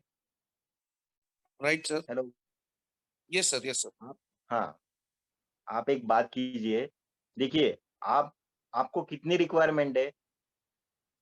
रिक्वायरमेंट अभी कितनी है आपको? Initially to start with 5 lakh का रिक्वायरमेंट है, क्योंकि वो फैब्रिक का जो रोल वगैरह आता है ओके, उसमें परचेसिंग कॉस्ट ज्यादा जाता है। ओके, तो इसमें हम क्या कर सकते हैं? देखिए, इमीडिएटली कोई भी बैंक बैंक देखिए, बैंक भी साहूकार है, एकदम सिंपल। करेक्ट। हाँ, राइट। आप इतने पैसे घर पे भी मांगोगे तो मुझे पता नहीं देंगे या नहीं देंगे। उनके करेक्ट है, पास होने करेक्ट के है। बाद भी, हाँ, होने के बाद भी देंगे या नहीं देंगे पता नहीं। तो जो लोग हमको बचपन से देख रहे हैं, उनका भी हमको उतना विश्वास नहीं है कि हम रिपेमेंट करें या नहीं करें। तो करेक्ट, बैंक कहाँ से करेगी? देखिए, सीधी करेक्ट। बात है, अगर हम भी ब्रांच मैनेजर होते तो हम भी यही सोचते हैं, यार ये कोई हम्म, तो भी बंदा है और 5 लाख मांग रहा है, क्यों दूं? हम्म। तो वैसा वो भी सोचेगा कि मैं क्यों दूं। तो इसके ओके, ऊपर आपको एक करना है, बस एक अच्छा खासा एक्टर बनना है, एक्टर। एक्टर बन ओके। सकते हो आप। Right sir. एखादी चीज आपको मिलने तक उसको परस्यू करना है, उसके पीछे राइट, लगना है। राइट, और जैसा आप घर वालों को अच्छा मनाते हो, वैसा ही राइट। आपको बैंक वालों को भी मनाना है। ओके। बैंक मैनेजर इमीडिएट आपको शायद ना बोले, एक ने आपको ना हम्म, बोल दिया।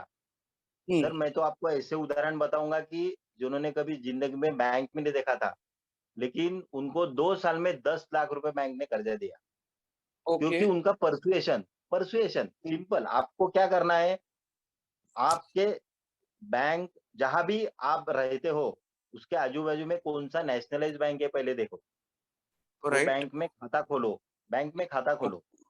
Bank okay. में खाता खोलने के बाद आपको एक ही करना है कि वो बैंक में हर रोज जाना है, एक्टिंग हम्म। करना अच्छा। है, हर रोज जाना है। 100 रुपए डालो, 500 रुपए निकालो, 1000 रुपए डालो, 300 रुपए निकालो। देखो, एक्टिंग करना है, मैं फिर से आपको बोलता हूँ, आपको एक्टिंग करना है। लेकिन आप जाते हो, हर रोज जाते हो, तो आपको सारे लोग अंदर के देखते हैं, राइट। यानी you are getting familiar with bank employ. ऐसा हो ही नहीं सकता, और हुआ तो एक तो आपकी गलती है, नहीं तो उनकी गलती है, और कोई तो भी राइट। एक डूबेगा, सर कोई इसमें तो भी एक एक राइट सर। डूबेगा। एक दो पॉइंट ऐड करूँ क्या? मैं मेरा एक्चुअली एक्सपीरियंस थोड़ा शेयर करना चाहता हूँ इसके लिए। Please please please. इसमें एक्चुअली मैंने जब शुरू में जब बिजनेस स्टार्ट किया था अराउंड 20-25 इयर्स बैक, तो उसमें सिमिलर प्रॉब्लम्स मैंने बहुत सारे फेस किए थे। तो मैंने क्या किया, पहले तो मैंने ईडीपी का ट्रेनिंग कंप्लीट किया, उसके वेरी बाद गुड। अपना प्रोजेक्ट रिपोर्ट बनाया। उसके बाद नेशनल बैंक के पास जाने के बजाय मैं कोऑपरेटिव बैंक में गया, कॉस्मोस बैंक ओके, में। और उस वेरी टाइम तक मेरा एक्चुअली थोड़ा ट्रैक रिकॉर्ड भी बन गया था कि पासबुक है, ट्रांजेक्शंस हो रहा है। वेरी गुड, तो उन्होंने यस। इजीली वो ये कर दिया।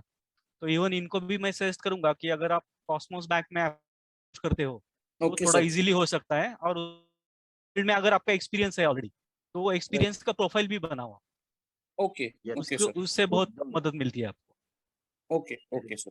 Thank you sir. Thank you. Thank you Hemant sir. और आपको लोन मिलेगा ही मिलेगा, यानी ये ऐसा ही पकड़ के चलो कि अपने को लोन मिलना है, बस। Be positive, right sir. 100% right होगा, sir. 100%। Yes, yes sir. Thank you.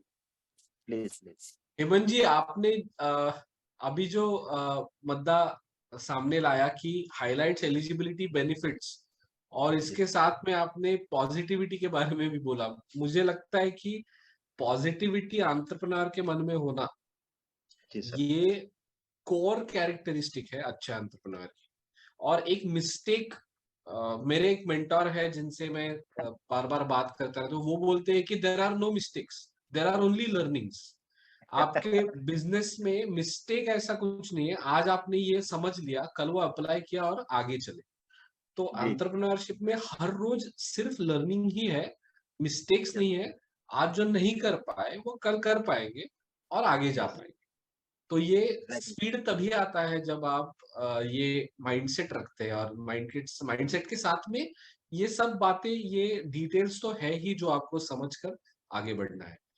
तो फैंटास्टिक हेमंत जी, बहुत डिटेल्ड आपने हमें समझाया।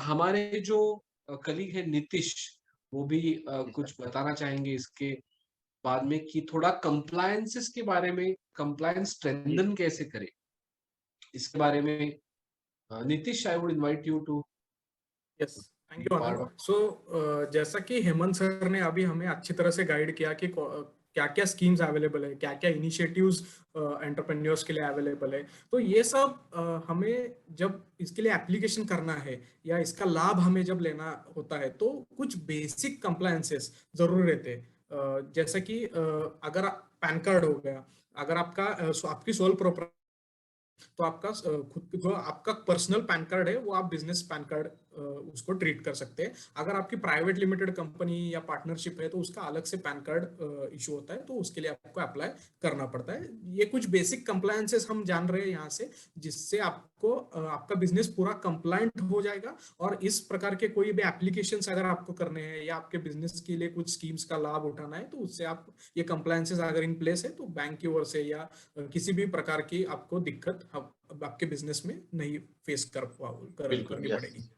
दूसरी चीज, दूसरा जो है रेंट एग्रीमेंट या sale deed of the business premises. अगर आपकी बिजनेस प्रीमाइसेस रेंटेड है, मतलब जहां से आप बिजनेस करते हो वो रेंटेड है, तो उसका rent agreement, registered rent agreement होना अच्छी बात रहेगी। और दूसरा, अगर आपकी खुद की प्रीमाइसेस है तो उसका सेल डीड इन प्लेस होना जरूरी है। यस, आगे बढ़ते हैं, करंट अकाउंट विद बैंक। जैसा कि आप अभी मुद्रा स्कीम बताते वक्त हेमंत सर ने हमें बहुत अच्छी तरह से बताया कि उन्होंने बहुत ही आसान शब्दों में बताया कि आपको बैंक वालों के साथ रैपो बिल्डअप करना है, उनके साथ रिलेशंस अच्छे एस्टेब्लिश करने हैं। जैसा कि उन्होंने पहले भी बताया था कि जैसे आप घर को संभालते हो वैसे बैंक को आपको संभालना है। सो वो तभी पॉसिबल है जब आप बैंक के साथ कुछ ट्रांजैक्शंस करते हो। तो आपका बिजनेस है तो करंट अकाउंट आप इज एडवाइजेबल।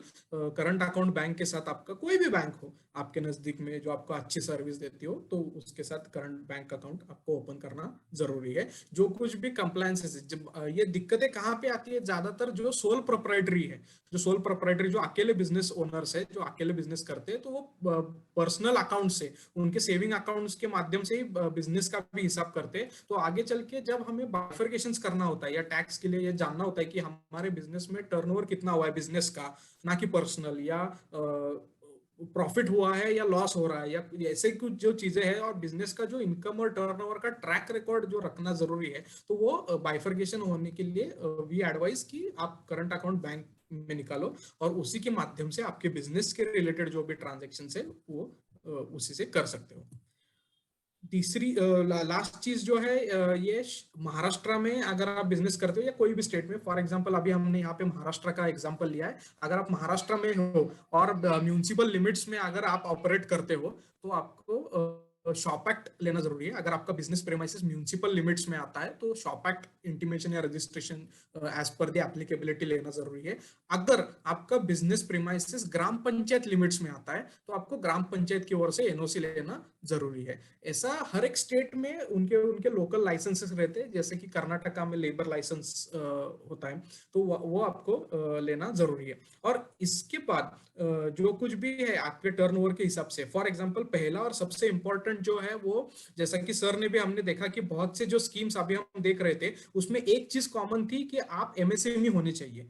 तो एमएसएमई आप कब कहला सकते हो, तो जब आपके पास एमएसएमई रजिस्ट्रेशन होगा, जिसे क्या कहते हैं, तो उद्यम रजिस्ट्रेशन।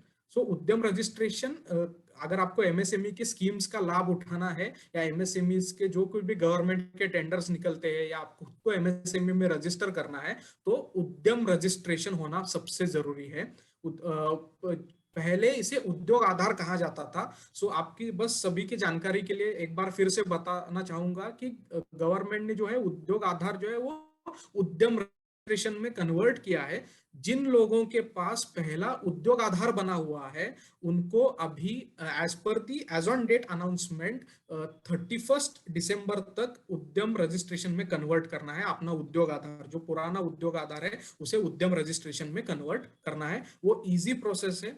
जो कुछ भी आपको कंप्लायंसेस के लिए अगर हेल्प आप चाहते हो तो you can reach out to the Aasra foundation. They Aasra foundation के माध्यम से हम सभी MSMEs को जो कुछ भी सर्विसेज लगते हैं वो अंडर वन रूफ देने की कोशिश हमारी रहती है। सब कंप्लायंसेस, या अगर जैसा कि सर ने भी मुद्रा स्कीम या PMEGP स्कीम के बारे में बताया, उसके लिए जो सबसे इंपॉर्टेंट जरूरी रहता है वो आपका प्रोजेक्ट रिपोर्ट रहता है। हेमंत सर भी एग्री करेंगे मेरे साथ कि प्रोजेक्ट रिपोर्ट जो रहता है वो प्रोजेक्ट रिपोर्ट बनाने में भी हम दे आसरा फाउंडेशन के माध्यम से आपको सहायता कर सकते हैं।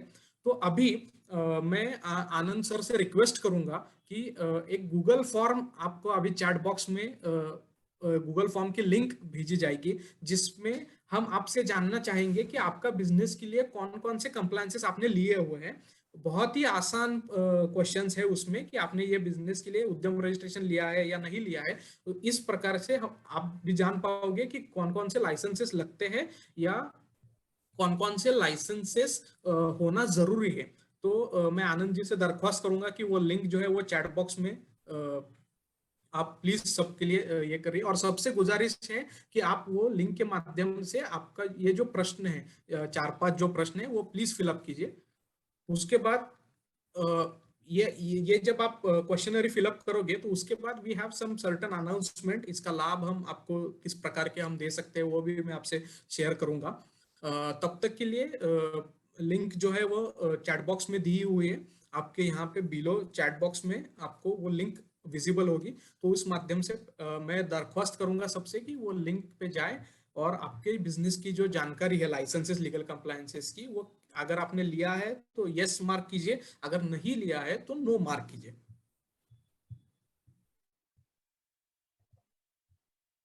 इस दौरान अगर The form is not visible. It says the form can only be viewed by users in the owner's organization. Permission नहीं है। Just give me one moment. I'll just just a moment.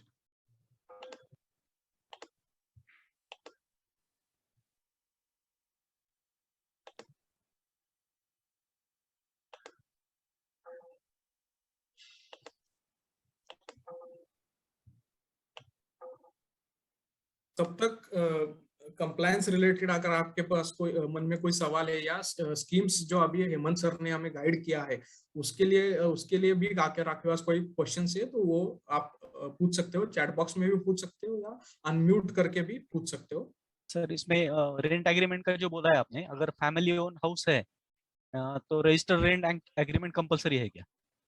अगर देखिए फैमिली ओन्ड हाउस में बहुत ही अच्छा question है ये। अगर ब्लड रिलेशन में हो आप मतलब आपके माता पिता का है ये है तो लाइसेंसेस कंप्लायंसेस के लिए जब आप जाते हो आगे तो उनका उधर गवर्नमेंट ने ऑप्शन दिया हुआ है बहुत से लाइसेंसेस के लिए NOC, उनसे आप एक नॉन ऑब्जेक्शन सर्टिफिकेट ले सकते हो कि मैं सो एंड सो व्यक्ति को मेरी जो प्रीमाइसेस है सो एंड सो एड्रेस वो इस बिजनेस के लिए यूज करने के लिए परमिशन देता हूँ, मेरा उसके लिए कोई भी ऑब्जेक्शन नहीं है। ऐसा एक सिंपल आप NOC उसमें उनसे ले सकते हो। Okay, thank you. और आप अभी चेक कर लीजिए जो लेटेस्ट मैंने लिंक भेजी है। It's working. Yeah. To avail any of the loans which was discussed now, is it essential to have the current account in the nationalized bank? If you are into other than sole proprietor, if your business entity is other than sole proprietary, that is partnership, limited liability partnership, या private limited, so it is good to have a current account with bank, and current account is mandatory in that case. Again, if you are in sole proprietary, as I said, it is advisable to have a current account. Just as the Honorable Hemant sir said, that these schemes we have to need to have good rapport with the bank, so this can be established properly once you have the current account for your business with the banks. No, because I have mine is a private limited and I have the current account in the ICICI bank from past 1 year. Now if I have to apply for either PMEGP or Mudra loan, is it required that I need to open a current account in the nationalized bank, or can I opt the for a PMEGP loan in the ICICI bank itself? Hemant sir आप इस प्रश्न का उत्तर देना चाहेंगे? Yes. In fact, from which bank you are availing loan? That is the first question. If you are availing loan from the same bank, then no need to have another account. But if you are having, or if you are availing loan from another bank, then that bank will definitely insist to have a current account in their bank. Because I have my personal account in SPM Bank and I have the company's current account in ICICI Bank. So when I was generally talking to the people, I was told that these loans from MSME are applicable only to apply in the nationalized bank. So I wanted to check if I need to transfer my current account from ICICI to any nationalized bank, or can I avail in the ICICI Bank itself? So how much loan do you want? That is the first thing. And for what purpose you want? Is it for term loan or working capital? If it is under 25 lakhs, then it comes under PMEGP. If you want more loan, then you can go for ICICI, and there are some different loan schemes available for you. And Only under 25 lakhs, then and then only you can go to nationalized bank, or ICICI also gives the loan for this under 25 PMEGP. But you should have to have a constitution of ownership. It should be for individual, not for private limited or LLP. In Right. PMEGP, the eligibility is for individual only, or for SHG or cooperatives. Right. Thank you. Thank you, Hemant ji. Form Yeah, is so- not getting submitted.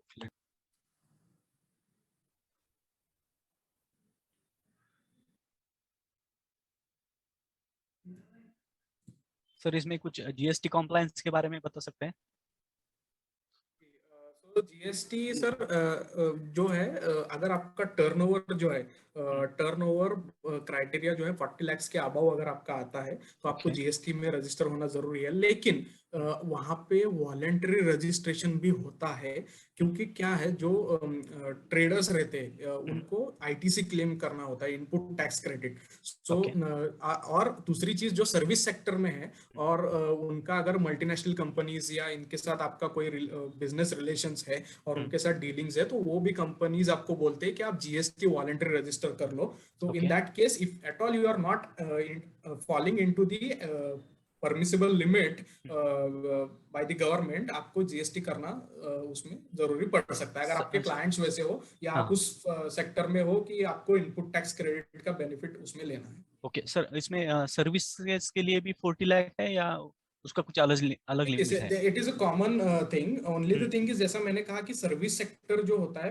उसमें services के लिए अगर आपका service जब देते हो तो service sector में वॉलंटरी रजिस्ट्रेशन आप कर सकते हो। If at all your companies you deal with such big corporates या आपका कस्टमर अगर रिक्वेस्ट करता है कि they want the GST bill for their compliances, so in that case you have to go for the voluntary registration. क्योंकि मैं जो पुराना रिकॉर्ड देख रहा था ना, तो उसमें कुछ सर्विस सेक्टर के लिए 20 लाख का लिमिट था और मैन्युफैक्चरिंग के लिए 40 लाख का था। तो I was not clear about that, so is it sure that it is about 40 lakh? Yeah, with the latest amendments, it is about 40 lakhs, but let me once go through it again. I'll get back to you on that. Yeah. Okay. So let's come towards the end of the session. The reason being that we are short on time. Ravindra ji, आपके specific business के बारे में आप दयासरा को contact करके भी आप पूछ सकते हैं। वैसे सभी एंटरप्रेन्योर्स को मैं बता रहा हूँ कि आप सेपरेट कॉल करके आपकी क्वेरीज पूछ सकते हैं। हमारे जो चेकलिस्ट है वो यहाँ पे आप डाउनलोड कर पाएंगे। दयासरा की चेकलिस्ट के बारे में हमने बताया और मैंने कूपन कोड यहाँ पे डाला है और उसके बारे में मैं डिस्काउंट के बारे में सबको बताना चाहता हूँ। नीतीश, हमारी क्या ऑफर है जो लोग अभी ये सेशन अटेंड कर रहे हैं उनके लिए?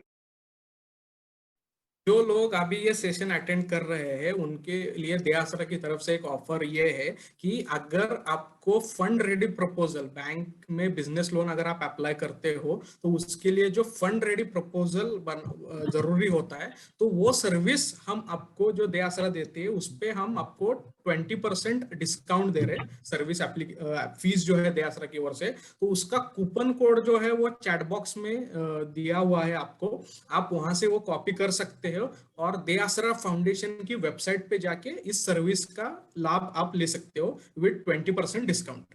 सो मैं एक बार फिर रिपीट करता हूं, जो फंडिंग प्रपोजल क्रिएशन सर्विस है वो दे आसरा आपको, जो प्रोग्राम के अटेंडीज है उनके लिए 20% डिस्काउंट पे ऑफर कर रहा है। उसका कोड जो है वो डिस्काउंट अवेल करने के लिए वो आपको चैट बॉक्स में दिया हुआ है, आप वहां से वो कॉपी कर सकते हो या नोट डाउन कर सकते हो, और बाद में ये प्रोग्राम हो जाने के बाद या कल परसों में आप वो फंडिंग प्रपोजल क्रिएशन सर्विस, अगर आपको बैंक से बिजनेस लोन लेना है तो आपको फंड रेडी प्रपोजल बनाना पड़ता है, जो बहुत ही इंपॉर्टेंट डॉक्यूमेंट है। जैसा कि हेमंत सर ने भी बताया था कि it is most important document. Bank जो है आपका पेपर्स देखती है, आपका बिजनेस पेपर्स पे क्या पोजीशन दिखा रहा है, so that is the most important document in which the Aasra आपको पूरी मदद कर सकता है। के लिए you can avail this today by using this coupon code at a 20% discount. All right, thank you so much Nitish, and Hemanji, thanks a lot for joining us. आपने सब details बता दिए, और if you need an appointment with the Asra, please contact our call center, I mean the helpline that we have, as well as these details that you are looking over here. Is your idea finalized? Do you have adequate knowledge and experience in the proposed line of activity, and have you undergone any training for the same? Just check these 3 things and contact us. We are really happy to help all of you. So these are all the services. They are also available on the website, so please check this out on the website, and also contact us on the number to us on the Asra. It's team@theasra.co.in and 9373035540. So thank you so much, Hemanji. It was fabulous, understanding all the schemes that you mentioned. Let us stay in touch, and I'm sure that सभी entrepreneurs को हेमंत जी आगे भी जाते हुए support करेंगे. We are really lucky to have you. Thanks a lot, and see you again in the next session. Yes sir. मैं सबसे एक रिक्वेस्ट करना चाहूंगा कि ये मीटिंग अभी वेबिनार खत्म होने के बाद आपको एक फीडबैक लिंक आएगी, so please share your feedback कि आपको क्या चेंजेस और चाहिए, कैसा लगा ये webinar. So we would love to hear a feedback from you, so please I request everyone to please share their feedback. ये वेबिनार क्लोज हो जाने के बाद आपको लिंक आपके इसमें डिस्प्ले होगी। Yes, sure. Thank you so much. Thank you all the members on FB. Thank you, and Anand sir. Thank you everybody. Thanks a lot everybody on Facebook. Thank you very much sir. Thanks a lot. Thanks. Thank you Hemant ji. Namaste. And thank you. Thank you for wonderful session. And Joshi sir. Thank you very much sir. Thank you. All right, we are closing the meeting. Thank you everybody for joining, all the entrepreneurs, all our partners, and also all all our coordinators, the Asra team, and also everybody contributing from the partner side. So thanks a lot, and looking forward for more interactions going ahead. Have a great great and happy new year going ahead, because now we will be meeting in the next year. So looking forward. See you soon sir. Thank you. Have a good day.